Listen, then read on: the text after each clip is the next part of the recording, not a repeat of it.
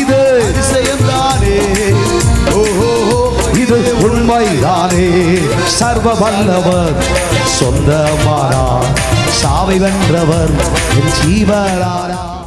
கர்த்தர் சொல்றார், நீ ஆராதனைக்கு புறப்பட்டு வரும்பொழுது கிண்டல் பண்ணிக்கிட்டு கேலி பண்ணிக்கிட்டு பிளாக் அண்ட் ஒயிட் போட்டு போறியோ, ஊழியத்துக்கு போறியோ, சொன்னாங்கல்ல, கேலி பண்ணாங்கல்ல, கர்த்தவனை துண்டிச்சு போடுவார். தேவன் வீட்டை எருக்களமாக்கி போடுவார். ஹல்லேலூயா. இந்த அசைவை இந்த 23ஆம் ஆண்டில் இந்த 3ஆம் மாதத்திலே இருந்து நீங்கள் பார்ப்பீர்கள். பார்ப்பீர்கள். சத்துருவின் வீடு எருக்களமாக்கப்படும். ஷபலக சகரக துனிகரபு. ஹல்லேலூயா. கர்த்தர் உன் பக்கம் நிப்பார். கர்த்தர் உன் பக்கம் நிப்பார். சத்துருவே சொல்லுவான், ஐயோ தெரியாம சொல்லிட்டனே, நீ ஆராதிக்கிற இயேசுவை போல, நீ தொழுது கொள்ளுகிற இரட்சகராகிய தேவனை போல ஒரு இரட்சகர் இல்லை, ஒரு தெய்வம் இல்லை, இப்படி ஒரு தெய்வம் இல்லை.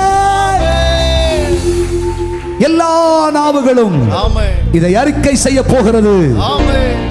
அனைவரின் முழங்கால்களும் இங்கே முடக்கப்படும். கர்த்தரை செய்ய போகிறார். தீர்க்கதரிசன ஆவியானவர் பேசுகிறார். இதை செய்து முடிப்பேன்.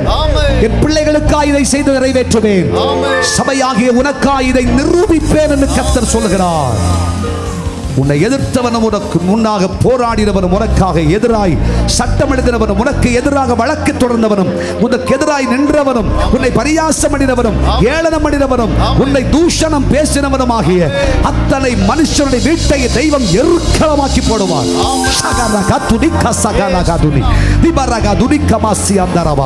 கர்த்தருடைய கரமதை செய்யும்.